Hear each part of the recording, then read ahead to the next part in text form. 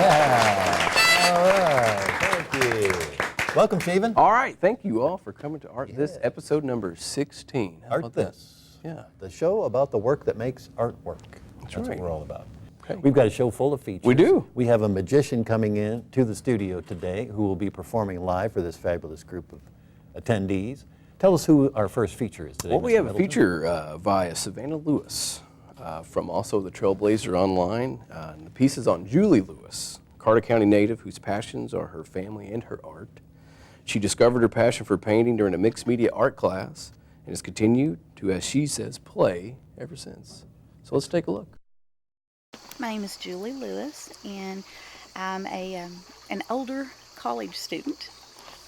Currently, I work for Grayson Rural Electric, and I work in the Member Services Department, so I have a lot of jobs that deal with public relations and also deal with media. So I was able to go back to school to work for a degree for graphic design. And it's a lot of fun, and I do that online through the Art Institute. And one of the classes that I had to take was a mixed media class, and I loved it.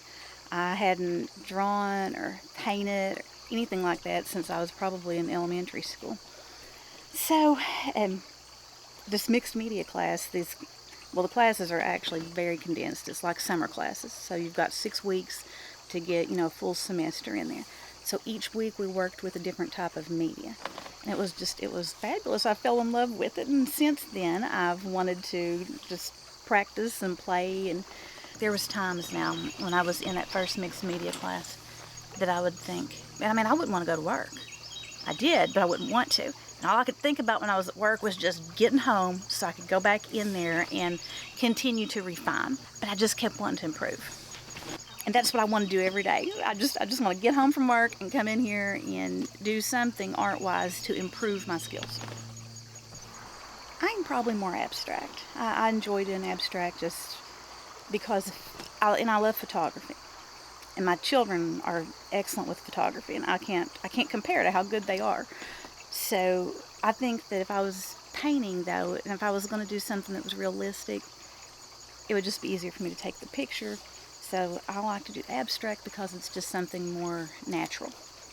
Or to me, it's more natural because it's not having to be so exact, to get every shadow just right. But it's also very challenging trying to make just non-representational forms balance out. And still to be able to look at something and have a feeling from it. All right, thank you. Folks, after the success of Commonwealth Curiosities Volume 1, decided to once again hit the Commonwealth to see how many more attractions we could find. Formed a crew, which included former Art This student producer John Tanner Blevins, and we found 10 wonderful, strange, odd curiosities here in the Commonwealth. One of our favorites to show here on this first episode of Art This fall is Funtown Mountain in Cave City, Kentucky, where we met up with a young man by the name of Charlie Morrison, who his title is Jack of All Trades and Master of Fun. And I think it's time to let Charlie give you a tour of Funtown Mountain, Cave City, Kentucky, Commonwealth Curiosities Volume 2.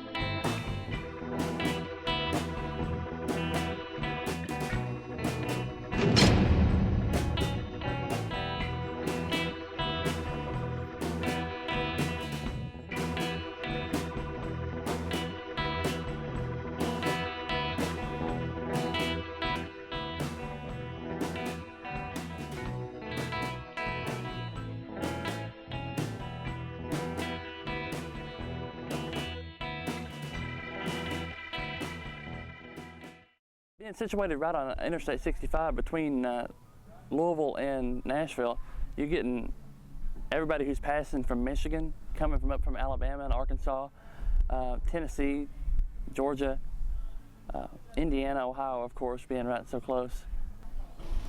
Funtown Mountain has the hopes of elevating the reputation of Kentucky, quite literally, actually. Funtown Mountain is a totally new thing for this region. It's entirely different than what's been here before. This area, Cave City, Guntown Mountain, Mammoth Cave have always been within an arm's reach of where I grew up in a small rural town in south central Kentucky. But it's totally different now. My name is Charlie Morris, and I'm a jack of all trades, master of fun at Funtown Mountain. I grew up in south central Kentucky in a small rural farming community that was literally an arm's reach from any tourist attraction that Kentucky had to offer. Stearns, Kentucky, Cave City, Kentucky, Mammoth Cave. And it's just starting off at a young age. I remember the first time I came to Cave City, I was 5 years old. I came to Guntown Mountain, and it was the best thing I'd ever seen. I really regret ever coming back because the tourism in this area declined to such a degree. I came back when I was 14 years old. The midway behind us had disappeared, and the haunted house had dilapidated, and the souvenir shop had dwindled down to a mere nothing, and walls were blocking off half the store. And the petting zoo, I remember, it was the most pitiful thing I'd ever seen, and I didn't want to touch any of them.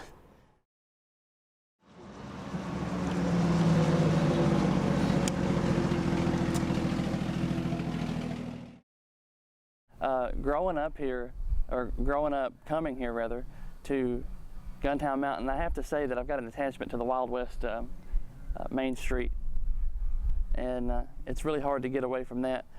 As much as I'm looking forward to the things that are coming, it's kind of hard to absolve that attachment, from my memory. The haunted house is nice. I can remember being a child. I wouldn't go through it. I was 5 years old, and I got in the front door, and I just backed out. I couldn't go through. I chickened out.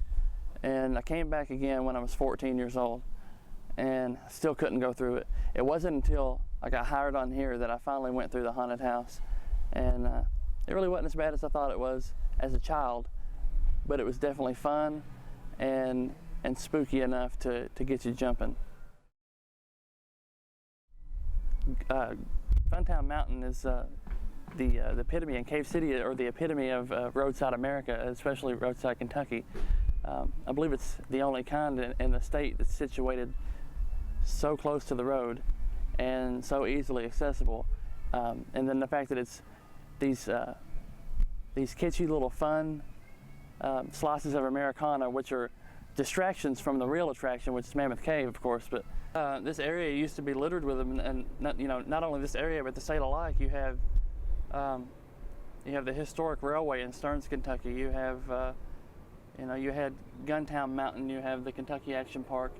You have all these things in this area which are trying to keep the idea of family fun alive, and it's just not happening. So you absolutely will be one of the only ones, and we hope that we're not the only one, because we absolutely, while we feel like we're the birthplace of fun, we never want to be the monopolization of fun.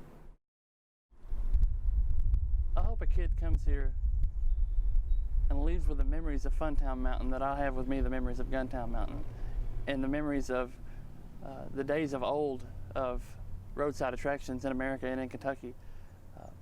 The lifelong memories that leave impressions that you can never forget.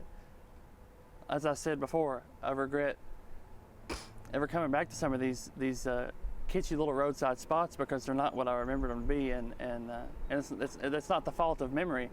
It's the decline that we've seen in the tourism industry, and we hope to elevate the tourism industry in Kentucky and bring it to a level at which it was in its peak and in its prime. I hope when people leave Funtown Mountain that they leave with a dream realized, and that they leave having had fun and the positive memory of being here. My name's Charlie, jack of all trades, master of fun. Come see us at Funtown Mountain.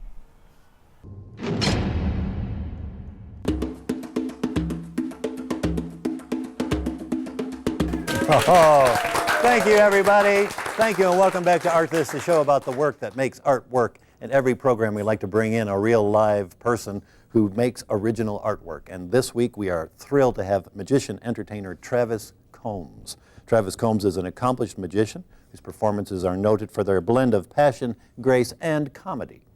After many years of being enrolled in the world's only magic and mystery school based out in Las Vegas, Nevada, Travis had the opportunity to train in person with Guinness Book award-winning master magician Jeff McBride as part of Mr. McBride's master class. Since that class, Travis has become a frequent student in the exclusive locked room sessions with Mr. McBride. And when we interview Travis after his act, we're going to ask him what goes on in that locked room. Let's have a nice, warm Art This welcome for Mr. Travis Combs. All right, how is everybody? Good? The question I get more than anything, other than how'd you do that, is what got you into magic? And it started a long time ago. I won't show my age yet, but my Uncle LB used to take his thumb off. Can any of you guys ever seen that? Looks something like that. Scared me to death. For years I was afraid of LB, but I'd like to get everybody involved because I think magic is more of a participation event as opposed to a spectator sport. So everybody get your arms out in front like you're Frankenstein. Turn your thumbs down toward the ground. Cross your arms. Lock your fingers. It doesn't matter which way, either way you want to go. All right, we all good? Can we wiggle our pinkies? Can you wiggle your thumbs without letting go of your fingers? Oh, can you do that? Hurts a little bit. Who wants to see it again?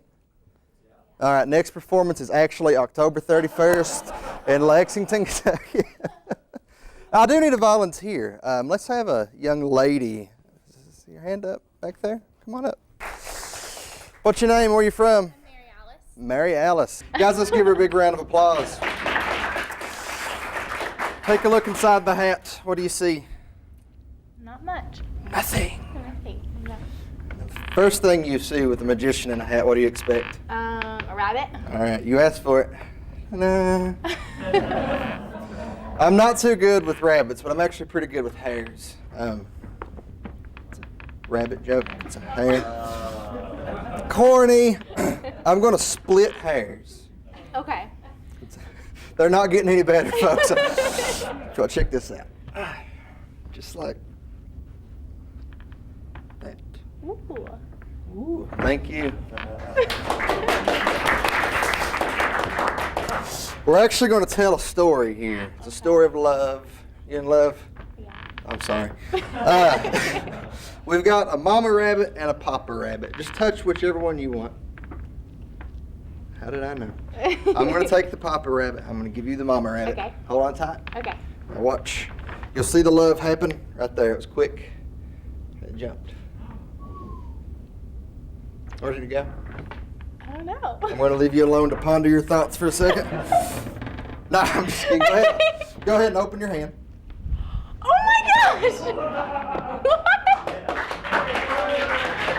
That was pretty good. Magic. All right, now, of course, when two people fall in love, or in this case, rabbits fall in love. See your hand one more time. Hold tight. They fall in love and what?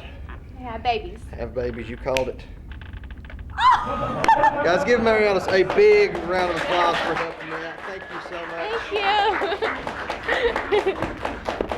I told you guys a little bit about how I got started in magic. I would like to teach you the very first trick I ever learned.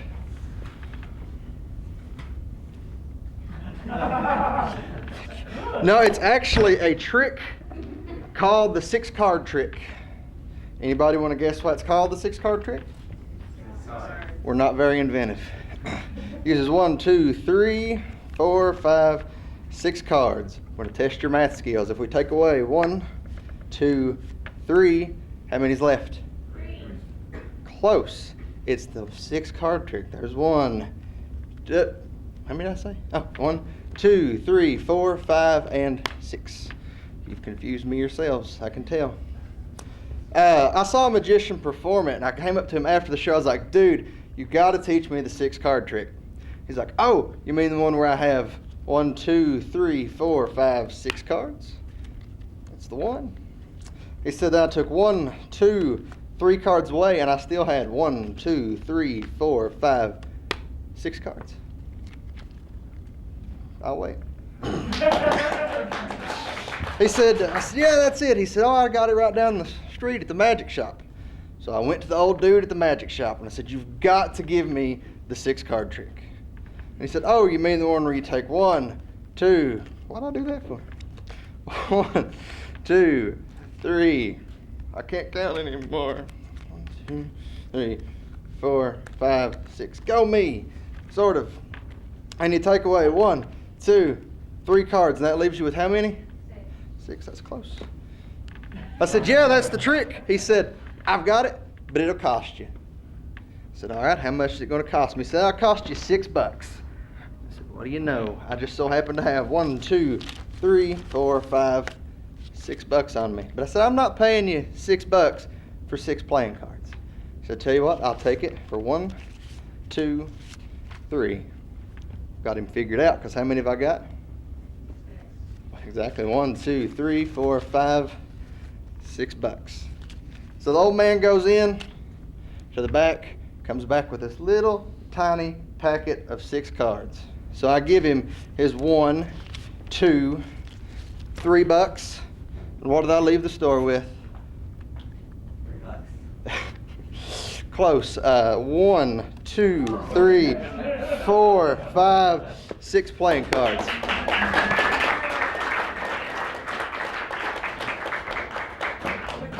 Would either one of you gentlemen, would either one of you guys help me out? Yeah. All right, come on up. Yeah. Give a big round of applause. What's your name? Where you from? Garrett Fraley. Garrett From Fraley. Ashland, Kentucky. Ashland, Kentucky. I'm going to show you a card trick. You like card tricks? Yeah. Good.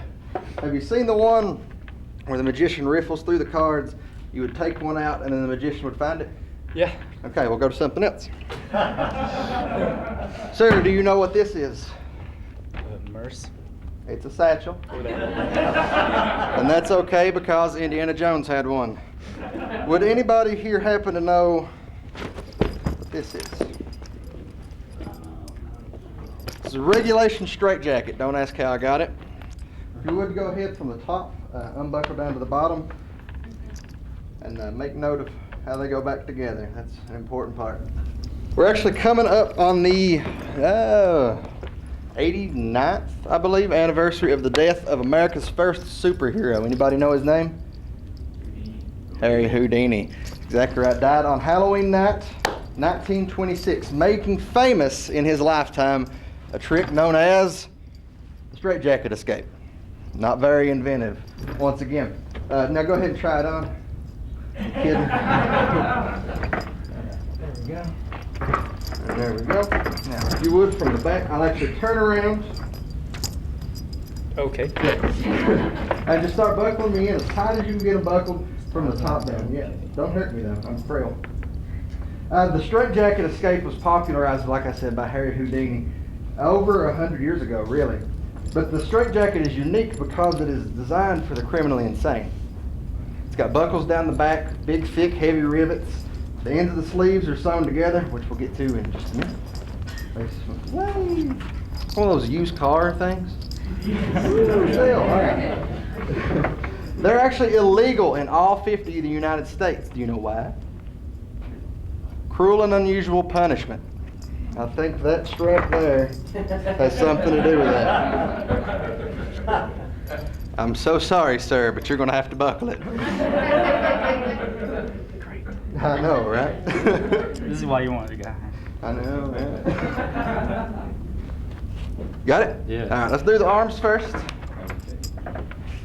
Arms are pulled in tight. Oh, that hurt. There we go. And buckled behind the back, preventing any chance of escape, which is exactly what I'm going to attempt to do. Don't run off. I'll swing it to you. Okay.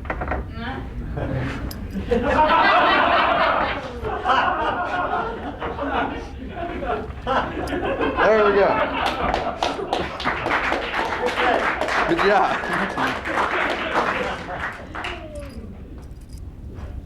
This is getting awkward, man. Yeah, it gets awkward You want quick. this tight too, or Well, that's kind of the point. that's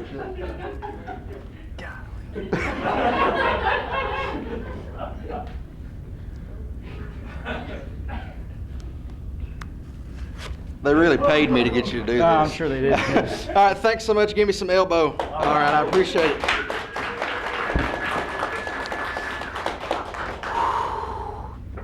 All right, guys, I'm going to need some help here. We can... Was that a duck? We can do this one of two ways. We can do the boom clap, or we can do a good old-fashioned slow Rudy clap. Either way you guys want to do it. Choose. Choose. There we go. Rudy clap. Okay.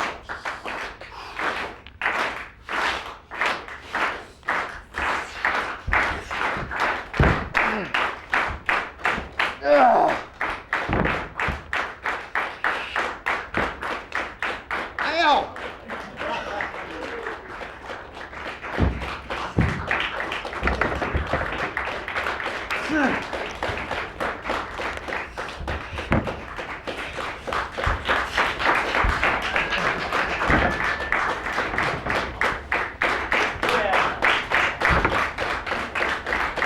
Wait. Oh, yeah. It's the stuff right there.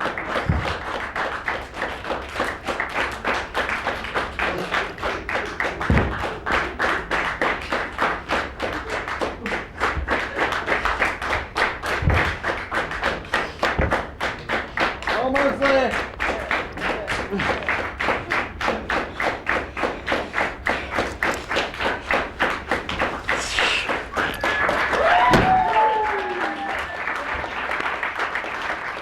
Thank you, guys.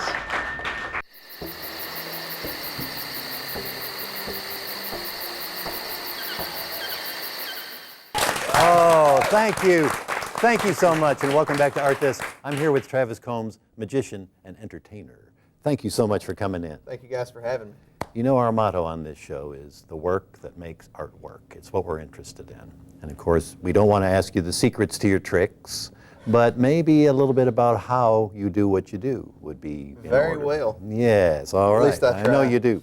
Well, the first thing that got me curious was when I was reading about the locked room sessions with Mr. McBride, the famous magician. Without giving away any trade secrets, why the locked room and what goes on in there? Well, it's actually Jeff McBride toured for years as one of the, that most outstanding magicians probably in the world, or in my books at least in the world. And then he kind of spun it around and decided to start helping other magicians become better magicians. So he does locked rooms, which are like Skype classes online from his house, or you can like fly out to Vegas and actually learn from the master himself in his Yes. dojo. Where does your mind have to go, as opposed to say just going for a drive down to DQ? When you're doing magic, when you're escaping, when you're managing the moment, that can go so many ways. Is there a place you've got to get your head into for that to work? Blank. Just blank. Yeah, it's kind of autopilot. If you think too much about it, stuff can go wrong. I can get stuck. I can actually dislocate my shoulder. I've actually gotten choked on the jacket, pulling it off. That was real fun. Yeah. Cut from the buckles. It's blank. It's kind of the best place to be. One of the things I've noticed in the magicians that I've met, and it's clear with you too, is that you are inspired and educated by professionals and giants in the field. How important is that relationship with other performers as you develop, especially when you're getting started? Unbelievably so. When I first got started, there was no books. There was no real magicians or even party entertainers in my area. So I just kind of had to learn it all myself. Now that I'm older, I've got contacts with Jay Sankey and Jeff McBride and Bobby Maverick and some of these pros in the field that their knowledge is really invaluable. I mean, Yes. And that helps keep you going. oh yeah. Well, before we go on to our next feature in the show, I would like to give you a chance to let people know where they can see you online. Okay. You can actually find me online at KentuckyMagic.com or at Facebook.com/KentuckyMagic. Excellent. Travis Combs, it's been a pleasure working with you, Thank you. and wish you the best of luck. Oh, thank you. Keep it up. It's magical. All right, and right now we're going to turn to our final feature today on Art This, a focus on David Flora, who is a comic illustrator and an author. And so let's turn now to our Art This feature on Mr. David Flora.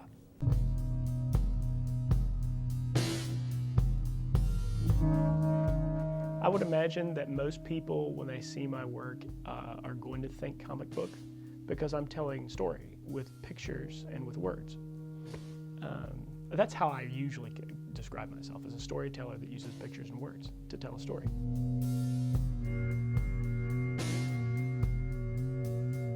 But my comics are going to be very different because not many comics are fully developed tonally like mine. So they really have more of a cinematic movie feel. Particularly the Doc Monster comic that I'm doing, it is just one wide panel, which kind of looks like a widescreen kind of event, which is limiting in some ways when you're trying to tell a sequential story, but it is also very dramatic and very challenging, so I enjoy that kind of thing. So I'm a comic artist. You have to think about, how do I show the viewer the best part of this scene? What's going to carry the eye the best? What's going to be the most dramatic moment? What's going to be the most intense moment? But other than that, the stories are completely mine. They're just stories I really want to tell.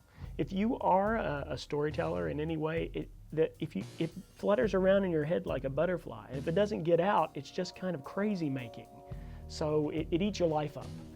When I'm driving to work, I'm thinking about the stories. I keep usually a little moleskin with me for my current project, and so I can just jot down things that come to me at work or while I'm driving somewhere or sitting around the house, just to capture those kinds of ideas because it's always going. But there's stories that are mine that I want to tell. I didn't think about, well, what could I tell that would be incredibly popular? You know, I mean, that's one way of doing things, but I think the best thing to do is to tell your story, tell it the best you can, and put it out there.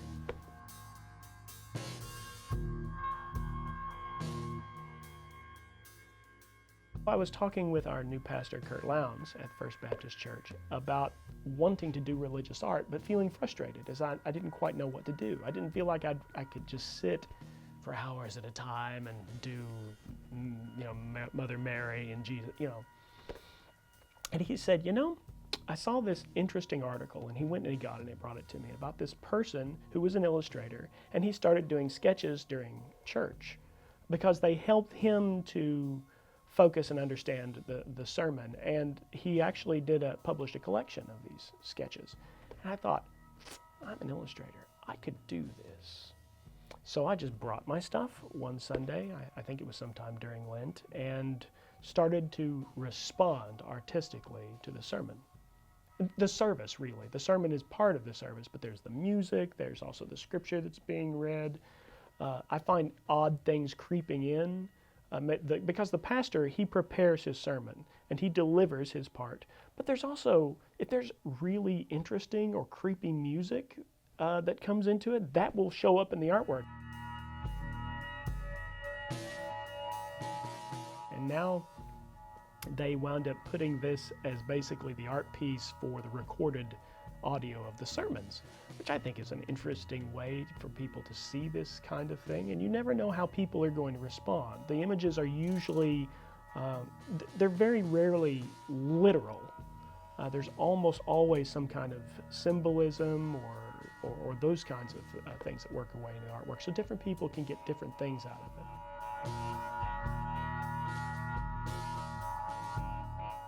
Be a mechanic. The kind of person who sits around and waits for inspiration to strike, they don't do art. They go to coffee shops, I imagine, and hang out and talk about art.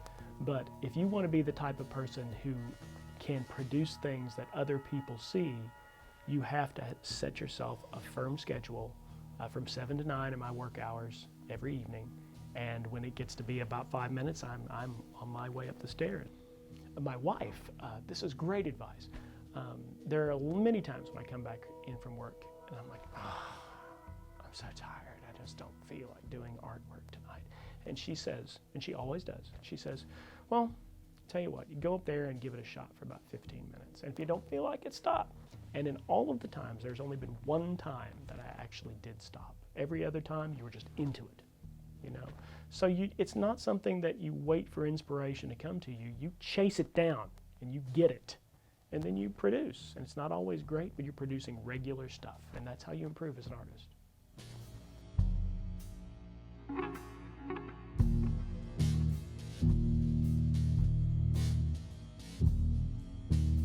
Oh, Thank you. Wow. All right. Very nice David piece. Forrest. Yeah. Talented guy. Very nice. Talented guy. Yeah. And in fact, everybody we featured today Yeah.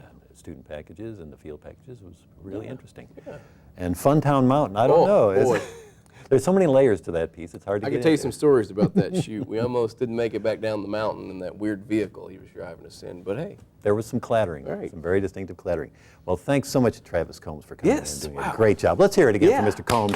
Outstanding, outstanding. And make sure you check him out on Facebook and on the internet too. Yes. Well, that's it for Art That's This it. 16. We ready to get out of We here? are. All right, let's go. 1, 2, 3.